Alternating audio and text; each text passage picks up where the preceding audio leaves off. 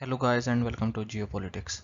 अगर आप international relations को फॉलो करते हैं तो आपको पिछले 3-4 हफ्तों से चल रही डेवलपमेंट के यूएस और चाइना के बारे में पता ही होगा, जिससे कि आज ऐसी सिचुएशन हो चुकी है जिससे शायद एक कॉन्फ्लिक्ट भी खड़ा हो सकता है यूएस और चाइना के बीच में।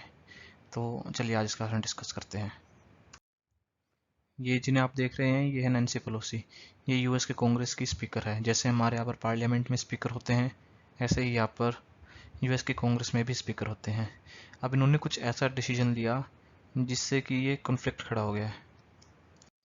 इन्होंने सोचा कि यूएस से एक ट्रिप करेंगे एशिया की। पहले जाएंगी सिंगापुर, मलेशिया, उसके बाद ये जाएंगे जापान, देन साउथ कोरिया, और साउथ कोरिया के बाद ये जाएंगी ताइवान में। ताइवान में मीटिंग करते ताइवान के प्रेसिडेंट के साथ, वहाँ के ह्यूमन राइट्स इश्यूज़ के बारे में और चाइना के साथ जो भी इश्यूज़ हैं। अब इस चीज़ को लेकर चाइना काफ़ी परेशान हो गया। उन्होंने काफ़ी आपत्ति जताई। आपको पता ही है कि चाइना वन चाइना प्रिंसिपल के अंडर ताइवान को चाइना का एक प्रोविंस ही मानता है।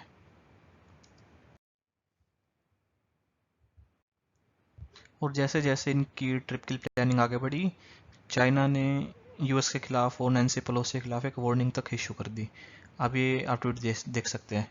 If US fighter jet escorts Pelosi plane to into Taiwan, it is an invasion।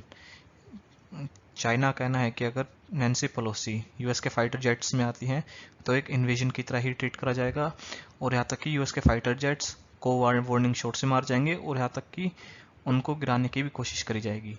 अगर सब इनफेक्टिव रहता है देन शूट देम डाउन, और उनको शूट भी कर दिया जाएगा जिस प्लेन में नैन्सी पेलोसी होंगी। और ये कोई वहाँ के किसी सिटीजन का ट्वीट नहीं है, ये उनका खुद चाइना के स्टेट मीडिया का है, ग्लोबल टाइम्स जो उनका माउथ पीस है, जीटी।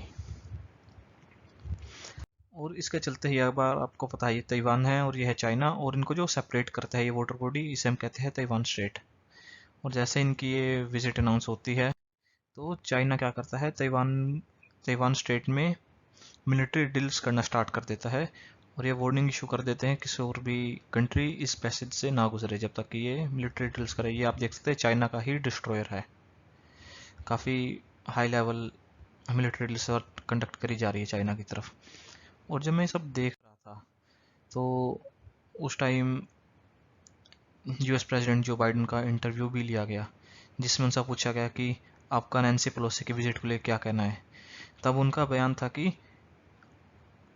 मिलिट्री उन्हें कह रही है कि ये एक अच्छा आइडिया नहीं है जाने का, पर इन्होंने अपना कोई ओपिनियन उस टाइम नहीं बताया कि नैन्सी पेलोसी को जाना चाहिए नहीं जाना चाहिए। जहाँ तक मुझे लगता है कि एडमिनिस्ट्रेशन में भी शायद इस चीज़ का भी क्लियर इंस्ट्रक्शन नहीं थी नैन्सी पेलोसी को कि उनकी विजिट कैसे प्लान करी जाएगी कैसे नहीं। और इस सब के चलते ही यूएस प्रेसिडेंट जो बाइडेन और चाइनीज प्रेसिडेंट शी जिनपिंग के बीच में एक कॉल भी करी गई, जिसमें चीनी प्रेसिडेंट ने यूएस प्रेसिडेंट को धमकी भी दी, don't play with fire over Taiwan. और जहाँ तक चाइनीज़ की फॉरेन अफेयर्स मिनिस्ट्री को मैं समझता हूँ, चाइना को मैं समझता हूँ, प्रेसिडेंट ने ऐसा नहीं कहा होगा। ये बस एक चाइनीज़ मीडिया का एक प्रोपोगंडा है, इसमें कुछ ऐसा नहीं है। और कॉल के बाद एक हॉटलाइन भी एस्टेब्लिश करी गई है दोनों प्रेसिडेंट्स के बीच में। अगर कोई भी इशू होता है तो उस पर डायरेक्ट कम्युनिकेट कर सकते हैं ऑन एन इमरजेंसी बेसिस। और अगर आप एक चाइना के पर्सपेक्टिव से इस पूरे इशू को देखा जाए तो ये चाइना के लिए काफ़ी इम्पोर्टेंट भी है, क्योंकि चाइना में बहुत सारे इंटरनल इश्यूज है। अगर आपने पीछे देखा होगा तो चाइनीज़ बैंक्स का भी क्राइसिस आकर, जहाँ पे चाइनीज़ को अपने टैंक्स डिप्लॉय करने पड़े थे अपने बैंक्स की सेफ्टी के लिए। और चाइना में रिसेंटली आपने सुना ही है कि कोविड वापस आ गया, शंघाई को लॉकडाउन करा गया और अब वुहान को लॉकडाउन करा गया है। तो चाइना जो मैन्युफैक्चरिंग सेक्टर है वो काफ़ी श्रिंक कर रहा है। चाइना की जीडीपी ग्रोथ भी 0.4% ही थी अगर आपने फॉलो करा हो तो चाइना के लिए काफ़ी एक सिचुएशन बनी हुई है, एक परेशानी वाली। और लॉकडाउन भी लगे हुए अभी तक उनके शहरों में, जैसे वुहान में लगा है अभी। और चाइना के लोग हैं वो अपने पैसे तक नहीं निकाल सकते उनके बैंक से।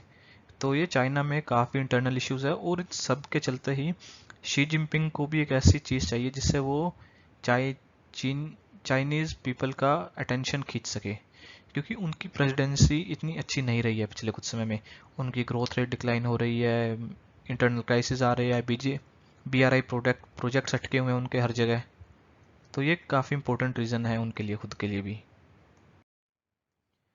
और नैन्सी पेलोसी की विजिट को लेकर जब यूएस प्रेसिडेंट जो बाइडेन ने खुद कहा कि मिलिट्री को नहीं लगता कि उन्हें जाना चाहिए ताइवान में, तो मुझे लगा कि शायद यूएस किसी प्रेशर में आ गया है, डर गया है। पर जैसे ही ये अपडेट आई कि यूएस ने अपना एयरक्राफ्ट कैरियर डिप्लॉय कर दिया है साउथ चाइना सी और ताइवान के पास, तो मुझे लगा कि यहीं से ही एक शुरुआत हो जाएगी कॉन्फ्लिक्ट की। क्योंकि ताइवान स्ट्रेट में खुद चाइना मिलिट्री ड्रिल्स कर रहा है, वहाँ पर उनके डिस्ट्रॉयर्स डिप्लॉयड हैं, और यहाँ से एयरक्राफ्ट कैरियर ही नहीं, सिर्फ यूएस का सिर्फ एयरक्राफ्ट कैरियर नहीं, एयरक्राफ्ट कैरियर ग्रुप जा रहा है। एयरक्राफ्ट कैरियर ग्रुप में सिर्फ एयरक्राफ्ट कैरियर ही नहीं होता, साथ में डिस्ट्रॉयर्स, फ्रिगेट्स, कॉर्वेट्स, सबमरीन्स भी होती है। और ये यूएस का यूएसएस रोनाल्ड रीगन है, जो कि इनका one of the most advance aircraft carrier है। पर जैसे ही ये खबरें आती है कि यूएस ने भी अपना एयरक्राफ्ट कैरियर डिप्लॉय कर दिया है, बैक एंड टॉक्स आती है कि यूएस प्रेसिडेंट खुद नैन्सी पेलोसी को मना कर रहे हैं कि वो ताइवान ना जाए। और अब यूएस ने भी खुद एक यूएस के व्हाइट हाउस से भी एक ऑफिशियल स्टेटमेंट आ चुकी है, जिसके अंदर ताइवान का कोई मेंशन भी नहीं है। उसके अंदर Singapore, Malaysia, Japan, South Korea, इन सब का मेंशन है, but there is no mention of Taiwan in her official visit. See this is about Nancy Pelosi. This is officially issued by White House itself. In Singapore, Malaysia, South Korea and Japan, our delegation will hold high level meetings. तो अब लगता है कि US शायद नहीं जाएगी Nancy Pelosi को visit करने। इसलिए मैं हमेशा कहता हूँ कि डोनाल्ड ट्रंप एक स्ट्रॉन्ग यूएस प्रेसिडेंट थे। जो बाइडन हमेशा एक थके हुए, हारे हुए, डरते हुए लगते हैं। जो बाइडन खुद एक पॉलिसी है, वो चाइना के साथ कॉन्फ्लिक्ट नहीं चाहते, कंपटीशन चाहते हैं। और ये यूएस के लिए भी एक अच्छी बात नहीं, यूएस की इमेज के लिए, कि पहले एक प्लानिंग होती है ताइवान जाने की, फिर चाइना की वार्निंग की वजह से वो ताइवान की विजिट भी कैंसिल कर देते हैं। और यहाँ पर जहाँ तक है, मैं समझता हूँ नैन्सी पेलोसी और व्हाइट हाउस की खुद की भी गलती है। जब ऐसी हाई लेवल डेलीगेशन मीटिंग होती है, जब यूएस की खुद स्पीकर जा रही है विजिट करने, तो ऐसी मीटिंग्स को अनाउंस नहीं करना चाहिए। वो शायद खुद चली जाती, वहाँ पर जाने के बाद इस बात को डिक्लेयर कर दिया जाता कि नैन्सी पेलोसी ने ताइवान को विजिट करा है, या कुछ और भी। पर ऐसे इस हाई लेवल डेलीगेशन मीटिंग के बारे में पहले से ही नहीं बताना चाहिए था। और अब जब अगर यहाँ पर नैन्सी पेलोसी विजिट नहीं करती ताइवान को, तो मुझे लगता है अगर यूएस ने फिर भी अपनी कुछ इज्जत बचानी है, तो उन्होंने थोड़े ही समय बाद कोई और यूएस के पार्लियामेंटेरियंस को भेजना पड़ेगा, कोई और यूएस के कांग्रेस से और को भेजना पड़ेगा, ताकि वो ताइवान को विजिट करे और चाइना से अपना प्रेशर भी हटा सके। इसके बारे में कोई और आगे डेवलपमेंट आते हैं तो मैं आपको ज़रूर नोटिफाई करूँगा।